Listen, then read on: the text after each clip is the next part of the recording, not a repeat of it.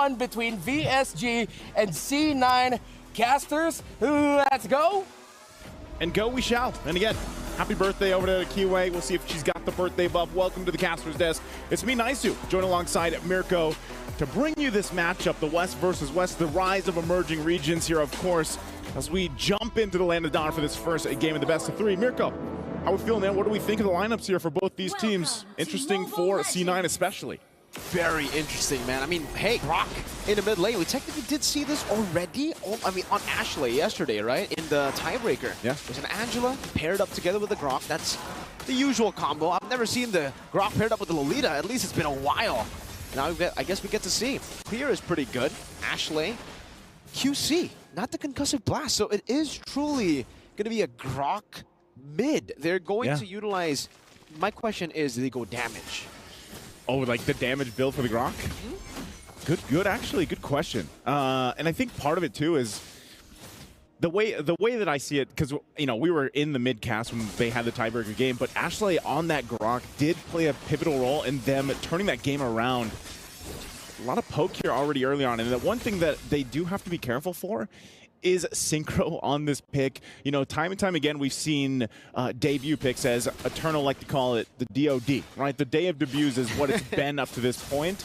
And so far, even with the looks, you have to respect the damage. You have to respect those Chaos Bolts. Once she starts, especially locking, even the first item, you know, already is actually quite a big power spike. And I think, you know, if you go the tanky route, which is what we're seeing here, at least with Ashley and Xayah, it could work. It could be enough to be that stalwart for them. But then where are you relying on that damage? Exactly. Panda to farm up. Oh, hold on. It's slight damage. Nicolette's still holding on to the sword.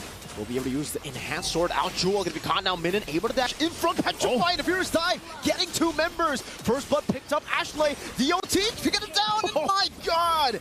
Minin. Double kill. Picking it up top. I'm surprised it's been a while. I mean, yes, I know Yu Zhang popped up yesterday some, but you kind of get refreshed when you look at this STC replay on why Yu Zhang is such a good pick. Look at the dive into the Petrify, Instant. and then the Essence, man. On point, plus the Warcry emblem. You know, so that little bit of boost really does help kind of capitalize on those kills, and that's what I was saying. You know, when you go back to C9's lineup, it's like, you have to wait for your damage. Right now, it's just going to be Nicolette. You know, we've seen this so much with the Julian pick, especially in the jungle. But you kind of lack damage. You sacrifice it for that durability, for that front line. And so sometimes it might just be for a VSG to be like, you know what, let's just fight. Let's just duke it out. We have the lineup for it. And then at the whole time, you just let Rion farm up. It's the same for Cloud9, really. I mean, if we take a look at the playstyles of Cloud9 throughout this tournament so far in the group stages, and even in the tiebreaker, Panda's just been given carry all the time. She loves playing this carry, and it's all about really non-laning for the carry. She's a really good, carry is a really good pick to just non-lane. You're just there, farm up, rock charge on the Kyoe with the enhanced chain as well. But they're unable to find enough damage. Xayah rotates over. Kyoe's like, yeah, nah, you're not going to be able to dish out enough damage. She uses the Lycan Pounce offensively. Meanwhile, up top, Minion going to be able to dodge away from the enhanced chain. With a Fear Dive going to be walled down. Good Petrify in Black Dragon form as well, but will be slashed from the skies. Xayah, now with the Bulwark. Giving a bit of damage. Synchro with the damage. Now it's Gailey with a knockup. It's only on to Xayah, canceling out the new blast. Nicolette coming in with the enhanced sword. Finding the gap closer to get Synchro. Gailey. They want more. Going back, trying to deal some damage. Back again, immobilized, and the sword once more. Xayah picks up the kill this time to get Cloud9 in the lead. Okay. All right. They got some fight in them. They have some damage too. It took them a little bit longer, of course, but great usage of that. They might still just put the pressure here on this side of the jungle. And, okay, Minun's going to be fine. But, yeah, this is not actually the way that team fight went. It almost looked like they were a little bit off synchronized, but then they pulled on through for that skirmish, for that team fight up top, able to capitalize on a couple kills. Relatively still even, but here we go. Now the objective for the taking here. They're going to go ahead and start this one up, of course. But we'll see if this is going to be C9's turtle in their hands. Gailey with a knock-up. Xayah still able. Reset. Just dash away. Nicolette back on the orange buff. And yeah, it's a reset, but VSG want to take this time to actually go for it. Yeah, right now, too. Gailey doesn't have the Minoan's Fury just yet. Might be back up. That might be why they're stalling this out. Warax picked up now for Minoon. Has the Petrify available. They're going to start it up. I'm not sure what C9 wants to do. Good barrier down. Ashley going in with a wild charge, able to find the stun, but still Kiyoe finds it. Good brilliance to slow her down. Midden find the rear side and the petrify. But not to anyone. Not just yet. Numenal Blast. The man on Kiyoe. Nicolette jumping in and Hash Chain knocking 2 members up. But Kaylee's still going to be able to survive. Jewel pops into Vengeance right now. Synchro does damage with the Chaos. And man, that's a lot of damage. Jewel shredded, obliterated, down. That's what I was talking about. You know, the damage early on. Still going though. Re-engage.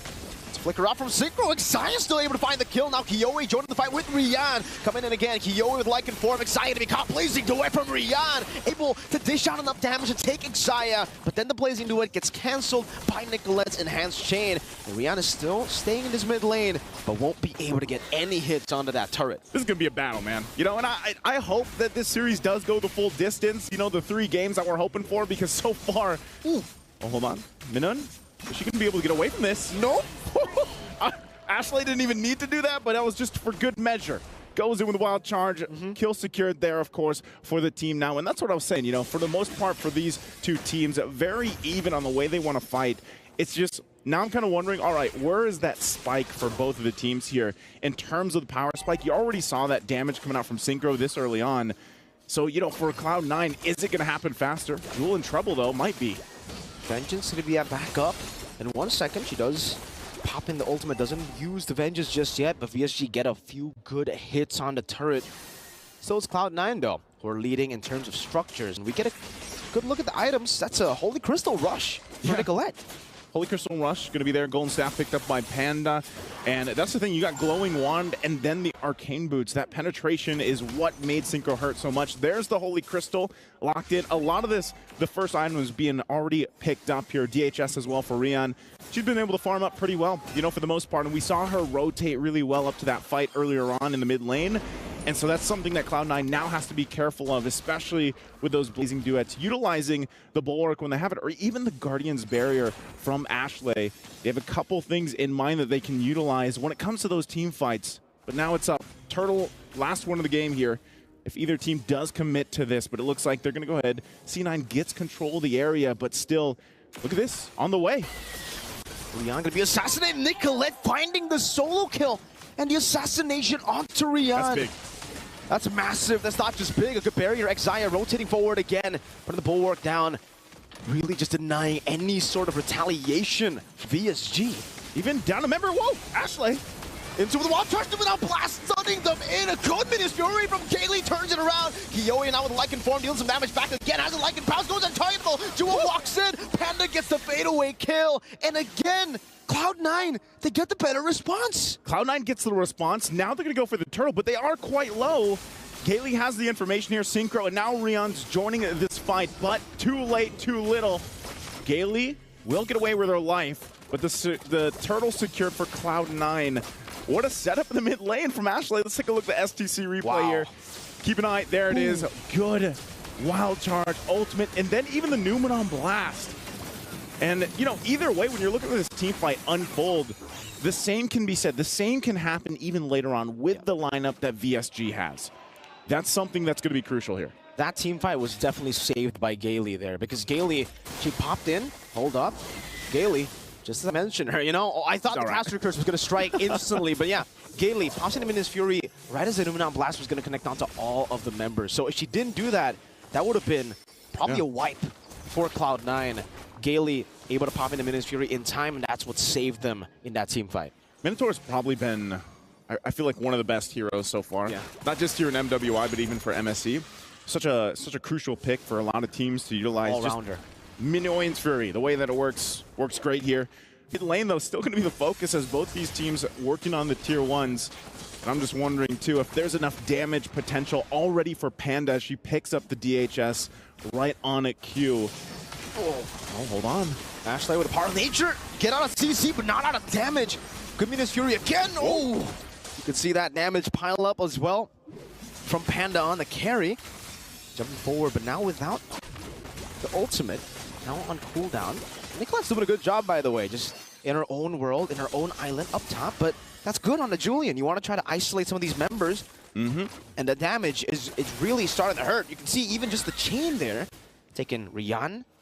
Taking that much HP from Rian. Yeah, both gold laners pretty much at this point are where they need to be. Golden Snap also picked up for Rian.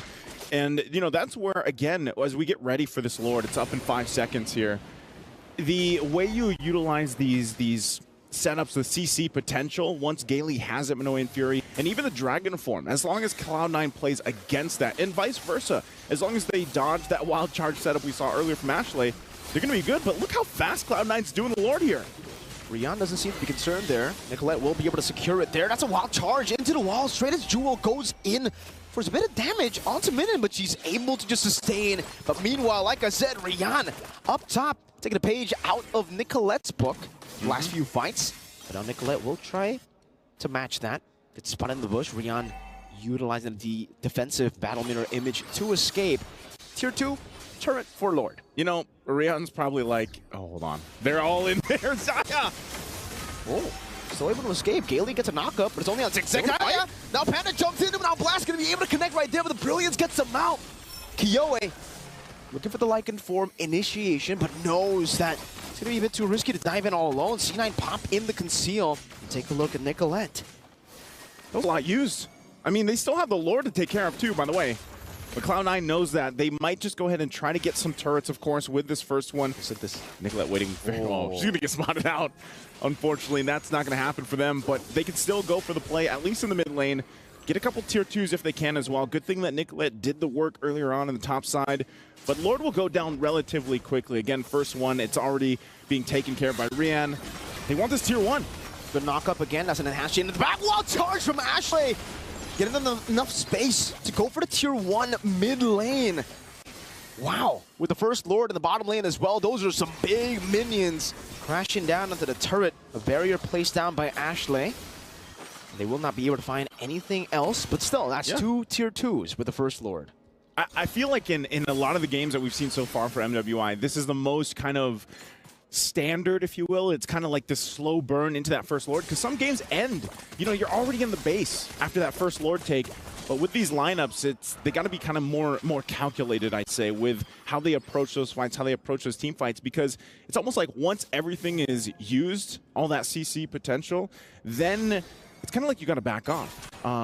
Key item pickup here too for Panda. She gets the Wind of Nature now. She has that online. Divine Glaive for Synchro. So if you thought she hurt earlier, now that she has Divine Glaive, it's gonna hurt even Ashley, as tanky as she is, or Xayah, as tanky as she can be. And Jewel, I mean, even with this Thamus, you know, popping that Vengeance, jumping into the fight, you can see the build that she went to. You know, she's got good defense, but she's kind of like that extra front line. It's like, you already got the Grok there, full, looks like pretty much tank build, by the way.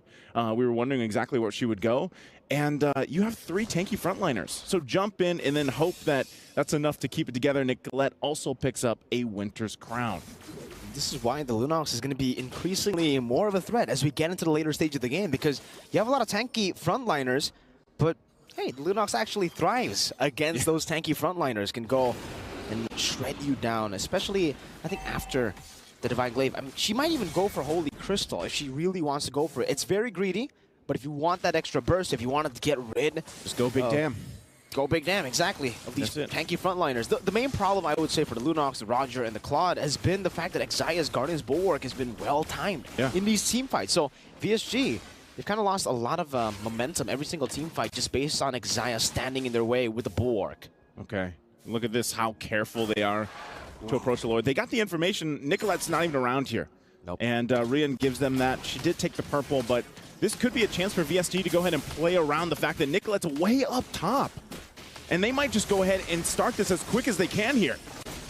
Let's go wild charge into the back line, finding 2 members right there as Rian is able to dodge away from them. Now Blast Gailey jumps in with a Miss Fury, but still, it's Synchro who finds the Lord. Rian with Blazing Duet now, but they're all going to be gunned down. Synchro very low, still able to survive as Minion will be the sacrificial lamb to get them out. Okay, they get the Lord though. They get the Lord off with them. That might buy him a little more time. Down 2 members though.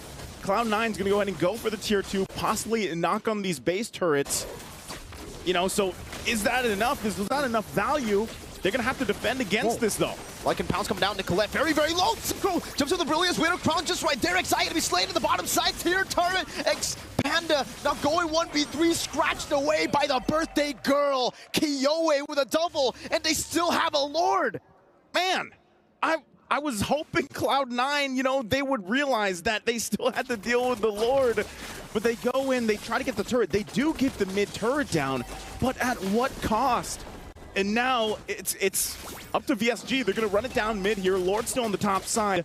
And still, members down from Cloud9 here. They got to wait, try to keep them at bay. It's Jewel and Ashley for now, but it might be too late here. Oh. How can they buy enough time? 2 base turrets taking down Jewel in the midst of it all, trying to tank it up. Doesn't have the vengeance. That's Gailey again to knock them up. You can hear the drums once again as VSG secure game 1. It's that victory song. You know, that's that birthday buff right there.